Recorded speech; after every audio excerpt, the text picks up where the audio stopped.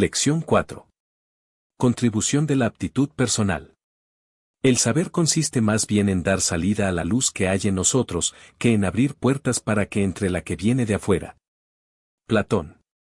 La oruga de que hablamos en la lección 1 muere antes de que nazcan sus crías, lo que excluye la posibilidad de que los padres enseñen a los hijos a depositar las larvas y almacenar provisiones en la cantidad que conviene a los recién nacidos, evidenciando que no solo la inteligencia previsora que guía sus actos es consustancial a todos los individuos de la misma especie, sino que está infundida en la naturaleza de cada uno en el instante de nacer.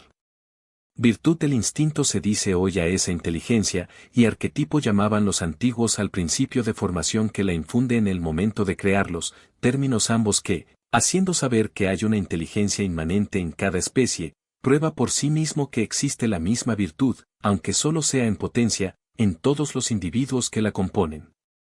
En lo que al hombre y a la predicción se refiere, la contribución de la aptitud personal que dijimos es necesaria para identificarse con las medidas de los tiempos y los números que hacen cambiar las cosas, será, pues, función del grado en que liberemos partes proporcionales de esa virtud. De acuerdo con el ordenamiento que hemos visto gobierna el mundo, y la idea general de las virtudes inherentes a la humanidad como especie de que tratamos ahora, el principio de formación que da vida a un sabio posee los mismos atributos que el que nos anima a usted y a mí, con la diferencia de que el del sabio, por la razón que sea, actualiza mayor grado de saber que el de usted y el mío, poco más o menos como ocurre, por ejemplo, con dos árboles de la misma especie, el uno opulento en ramas y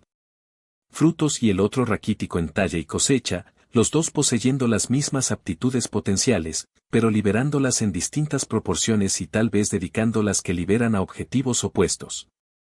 ¿Cómo explicar que, estando infundida en ambos la misma capacidad, las obras sean tan dispares?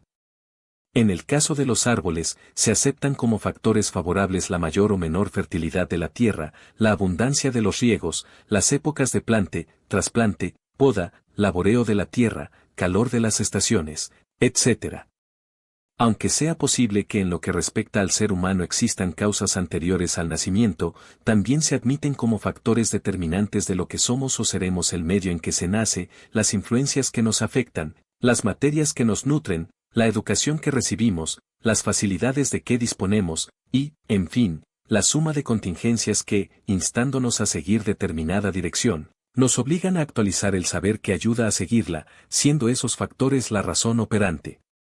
que establece la diferencia entre lo que es el sabio y quienes no lo somos, en cada caso no porque las virtudes originales sean dispares, sino porque no lo son los elementos actuales que las utilizan, y no porque en los elementos en sí mismos haya algo predeterminado, sino porque al conjugarse la vida exterior con la interior surgen los estados que animan al sabio a comportarse de acuerdo con su sabiduría y a usted y a mí en la forma que solemos hacerlo.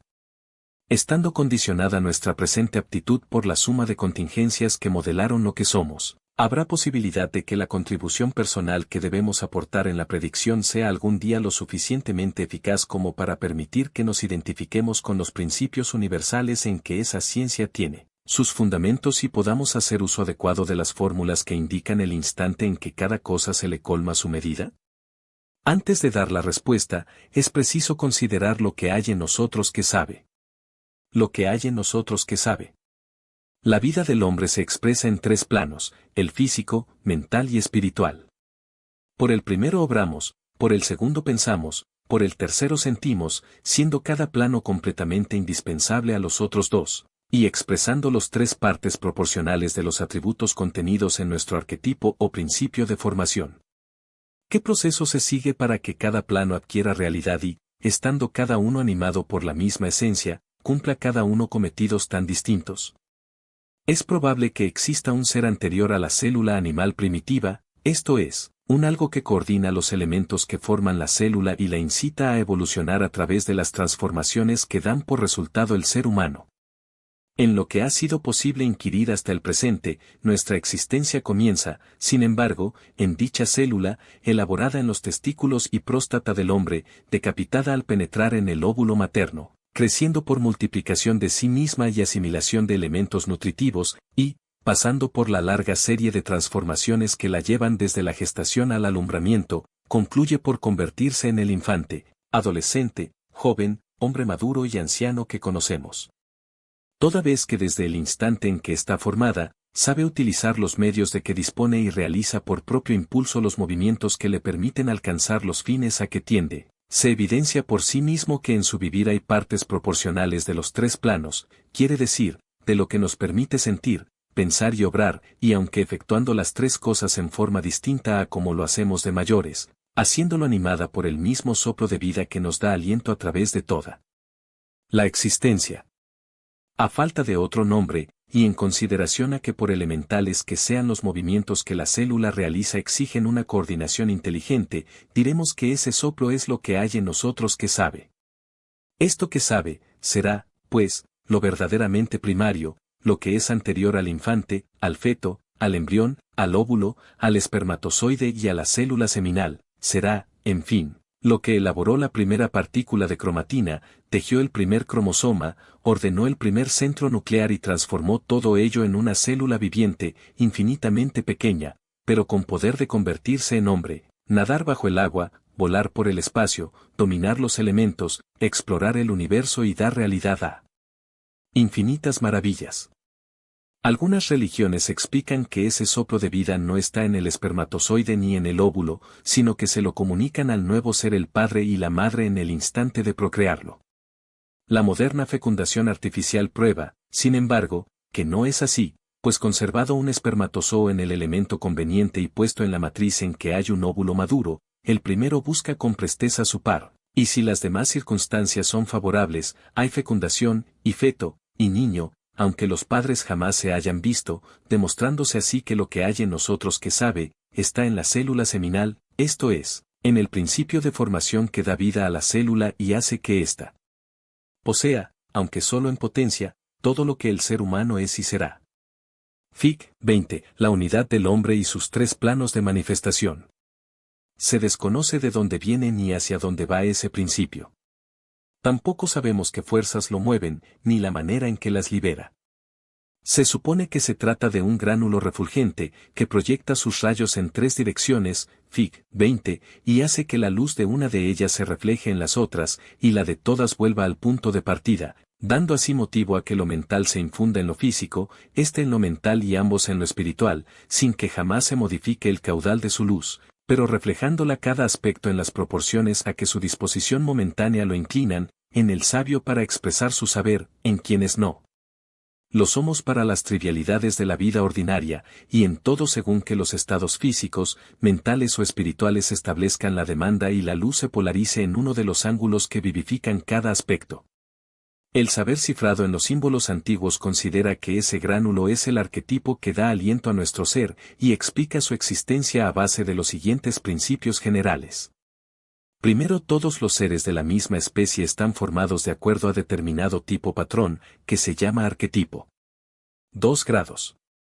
En el arquetipo de cierta especie está implícito todo lo que son o serán los individuos que la componen. 3 grados. El arquetipo de las especies es, forzosamente, anterior o posterior a los individuos a que da el ser padre y se casaría con su madre. El joven decide, con toda sinceridad, alejarse de su país, no matar a ningún compatriota ni casarse con mujer de su tierra natal, porque su propia inteligencia, en contra de lo decidido, le da facilidad para consumar lo que le repugna. La retribución 10. Fic. 26, Arcano X, en el que la doctrina de los símbolos cifró el misterio de la retribución. La inteligencia secundaria o consciente procede por orden de asociación, esto es, identifica unas cosas por otras según las características que las unen en el tiempo y el espacio, y les da importancia no por el valor que tiene cada una, sino por el asignado a las otras con las cuales está asociada, todo ello de acuerdo con la experiencia que se tenga de cosas o hechos similares y sin el menor conocimiento de la trascendencia ulterior que puedan tener. En el caso de Edipo, por ejemplo, la muerte del padre y el matrimonio con la madre que anunciara el oráculo está asociada a un hombre y una mujer de Corinto, que era la tierra considerada como suya, y como quiera que ni la lucha con el hombre del carro, ni el matrimonio con la hija del rey de Tebas respondían a esa asociación, su inteligencia no podía ofrecerle el más mínimo reparo respecto a los actos que consumaba, instándolo, por el contrario, a consumarlos, ya que, según el saber que posee, esa inteligencia, Ambos eran legítimos y convenientes. En el ejemplo de la oruga, si ésta tuviese inteligencia secundaria, la identificación de cada labor se produciría por comparación con otras efectuadas anteriormente, y aunque tal vez el proceso general fuese el mismo, las labores sufrirían variadamente de acuerdo con lo que la previa experiencia aconsejase, pongamos por caso, proveyendo lo necesario para sus crías, pero sin sacrificarse a sí misma, y así sucesivamente todo lo demás, incluso las nupcias del macho de la abeja, que si contase con esa inteligencia, procuraría consumarlas sin perecer en ellas. ¿Hasta qué punto, repetimos, le sería posible a la inteligencia secundaria hacer eso? La inteligencia secundaria también actúa por automatismo. Quiere decir, por ejemplo, que al leer nosotros la leyenda de Edipo, además de que la mente asocia este nombre a la circunstancia de su nacimiento, adopción del niño por el rey de Corinto, consulta al oráculo de Delfos, muerte del padre en el camino de Tebas, solución del enigma de la esfinge, matrimonio con la madre, etc., hace entrar en esa asociación el título del libro, el lugar en que lo leemos, la clase de luz que facilita la lectura y, en fin, las circunstancias especiales que acompañan al acto. Incorporadas las imágenes de cada cosa en una misma placa, la mente la conserva en uno de los recintos del cerebro en que se hallan otras que tengan relación con esta, y cada vez que en lo futuro la memoria reviva algunos de los hechos apuntados, por cualquiera de ellos actualizará todos los demás, no solo despertando la misma sensación que sentimos antes, sino disponiendo el ánimo para obrar como lo hicimos la primera vez, con lo cual, si bien existe cierta libertad para que la inteligencia secundaria asimile determinado saber, una vez asimilado no hay prácticamente ninguna a liberarlo. La capacidad de que esa inteligencia dispone para cooperar o no con los dictados de los procesos subconscientes tiene su límite en ese punto, que es, asimismo, el que sirviendo de puente entre lo primario y lo secundario, hace que el automatismo del uno influya en el del otro y que ambos liberen saber, no según queremos, sino de acuerdo a la forma en que los dos se conjugan. El automatismo mental y su acción en los tres planos considerada la masa encefálica como cuerpo del mecanismo cerebral, ese cuerpo está formado por dos clases de materia, y el mecanismo por una complicadísima red de filamentos nerviosos que se extiende en todas direcciones y en algunos sectores convergen en conglomerados más tupidos, de los que surgen nuevos filamentos en forma de coronas radiantes. Las dos clases de materia que componen la masa, gris una y blanca la otra, tienen propiedades distintas, la primera, la de ser sumamente sensitiva, y la segunda, ser buena conductora, correspondiendo a la materia gris el cometido de recoger las sensaciones y a la blanca el de transmitirlas, constituyendo así las dos un cuerpo completo y estando el mecanismo ordenado de tal manera que, contando cada conglomerado con células de distinta forma y tamaño y una red nerviosa que lo tiene en constante comunicación con los demás, todo lo que ocurre en cualquiera de ellos es percibido instantáneamente por los otros. Vista la masa cerebral en su conjunto, parece dividida en dos mitades, una a cada lado, considerada en su estructura aparente, se divide en otras dos, la mayor, el cerebro, asiento de los sentidos ordinarios y de la inteligencia secundaria, y el cerebelo, mucho más pequeño, que es asiento de la primaria y de lo relacionado con el instinto. En el cerebro propiamente dicho están las facultades llamadas superiores que responden a la voluntad, en el cerebelo, los centros que rigen la actividad subconsciente. No se sabe en virtud de qué principio se produce el pensamiento, ni ha podido localizarse el punto en que el entendimiento conoce lo pensado. Está, sin embargo, bastante estudiado el mecanismo de las facultades, que, según las comprobaciones más recientes, es el que se ilustra en el gráfico 27, habiéndose localizado el centro de cada sentido, diferenciado las células que lo componen y la clase de nervios de que se sirve, la interacción que existe entre todos y la dependencia que guardan con un eje central llamado centro psíquico. ¿Qué conexiones tienen y qué funciones cumplen el eje y las ruedas que mueve? Fig 27, masa encefálica y centros de las facultades. 1. Lóbulos frontales. 2. Centro visual. 3. Centro auditivo. 4. Centro del olfato. 5. Centro neumogástrico. 6. Corona radiante de Barollo. 7. Arborización del cerebelo. 8. Médula oblongada. Según los estudios de que hablamos, cuando, por ejemplo, el ojo percibe la imagen de una cosa, el nervio óptico transmite la sensación al centro visual, Este la reexpide instantáneamente a todos los demás y se graba en la placa que dijimos antes. Contiene la leyenda de Edipo con los pormenores que acompañan a la lectura. Como quiera que, al mismo tiempo que el ojo recoge lo que ve, el oído también transmite lo que oye, el olfato los olores que percibe, el tacto lo que palpa y el gusto lo que paladea. En la placa se incorporan las particularidades con que contribuye cada sentido, y conteniendo la suma de factores que concurren al acto de que se trate, se constituye en un caudal que la memoria atesora para futuros servicios. Tanto al atesorarlo como al darle empleo más tarde, la placa tiene dos valores, que son: primero, el que le corresponde por el acto de que se trate en sí mismo. Segundo, el que tiene por su identidad con actos parecidos. Estos valores se los da el centro psíquico, no únicamente de conformidad con las circunstancias ponderables que prevalezcan en el instante de grabar la placa o revivir más tarde el recuerdo, sino según las imponderables que lo afecten en esos instantes y los estados interiores que las previas experiencias hayan creado en el individuo, en cada uno según lo sentido, pensado y obrado anteriormente, y en todos en una acción automática, sin que intervenga la voluntad y comunicando instantáneamente sus efectos a los tres planos que hemos dicho componen la unidad de la persona. Se desconoce la materia de que está formado el centro psíquico, el punto en que tiene su asiento y las ruedas que mueve para que lo consciente se propague a lo subconsciente. En repetidos experimentos se ha comprobado, sin embargo, que gobierna ambas inteligencias, prestándose por igual para actuar en la primaria por medio de la secundaria y viceversa, y haciendo suponer que la liberación de saber en cada una no es otra cosa que la feliz conjugación de los procesos y fuerzas que afectan simultáneamente ambas, y el particular estado en que se halla ese centro para permitir que una exprese lo que la otra transmite. La cooperación que obtuvo Edipo para hacer conscientemente lo que su inteligencia secundaria rechazaba, pero que la primaria perseguía, se debe al estado de dicho centro.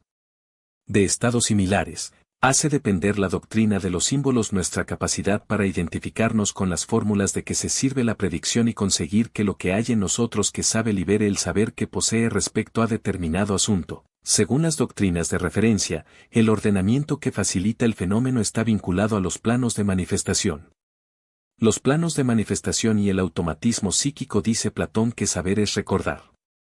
Explica la doctrina de los símbolos que, fundamentalmente, el hombre ha sido, es y será uno a través de todos los tiempos, poseyendo en cualquier etapa de su evolución, aunque solo en potencia, la suma de conocimientos que actualizó y actualizará a lo largo del camino recorrido y el que le falta por recorrer, y contando, asimismo, en todas ellas, aunque en potencia también, con los elementos físicos, mentales y espirituales que han de permitirle dar empleo útil a esos conocimientos, lo que no solo presupone que el acto de conocer es un proceso de recordar, sino que evidencia que en nosotros existe, además, cuanto es preciso para recordar y conocer todo lo que es posible para el hombre de cualquier grado evolutivo. A la suma de saber de cierto orden que cada persona actualiza con preferencia en las variadas etapas de la vida, se le denomina plano de manifestación. Llámase plano en geometría a cada uno de los que cortan un punto del espacio y sirven para determinar la posición de los demás puntos merced a sus intersecciones mutuas. En psicología aplicada llaman plano al particular estado mental que hace que la persona considere las cosas desde cierto punto de vista y predominen en ella ideas de un definido sentido, por ejemplo, de amor en la persona que ama, de trabajo en la laboriosa, de arte en la artística, de codicia en la avara, de estudio en la estudiosa, y así sucesivamente, en cada individuo según su especial tendencia a sentir, pensar y obrar de cierta manera. En la doctrina de los símbolos llaman plano a cada uno de los aspectos en que se desdobla nuestra unidad, el físico, relacionado con el cuerpo y las cosas materiales, el mental, vinculado al pensamiento y las cosas de la inteligencia, el espiritual, vinculado a las emociones y las cosas del espíritu, cada uno, cual ocurre en geometría, sirviendo para delimitar los otros, y los tres para actualizar cierta clase de saber y desarrollar los vehículos físicos, mentales o espirituales que han de permitir la actualización de otras. Como ya se ha indicado, los tres planos tienen en el centro psíquico su punto de intersección, y en el automatismo de ese centro el elemento que regula la actividad de cada uno. Al grado en que el automatismo de cada persona favorece la preponderancia de lo relacionado con cierto plano, se le denomina manera de ser. Es, pues, la manera de ser un estado particular de nuestro automatismo psíquico, que, haciendo que las aguas madres fluyan con mayor frecuencia por ciertos canales, nos da la tendencia a liberar saber relacionado con determinado plano. Es posible que en obediencia a leyes generales que regulen la evolución de la humanidad como especie, pero operando en cada individuo según los elementos que éste posee para ser sensible a las fuerzas a través de las cuales actúan esas leyes y dar cima a las tareas que tal identificación presupone. De acuerdo con las doctrinas de que nos estamos ocupando, esos elementos tienen su razón de ser en el siguiente mecanismo. La unidad del hombre está representada por el arquetipo, que es el mismo para todos los individuos. Esa unidad se expresa en los tres planos, unos también en todas las personas. Cada plano dispone de dos inteligencias, la primaria y la secundaria, consciente una y subconsciente la otra, comunes, asimismo, a todos los humanos. Cada inteligencia se expresa a través de un mecanismo cerebral, del cerebelo la primaria y del cerebro la secundaria, existentes igualmente en todos nosotros. Cada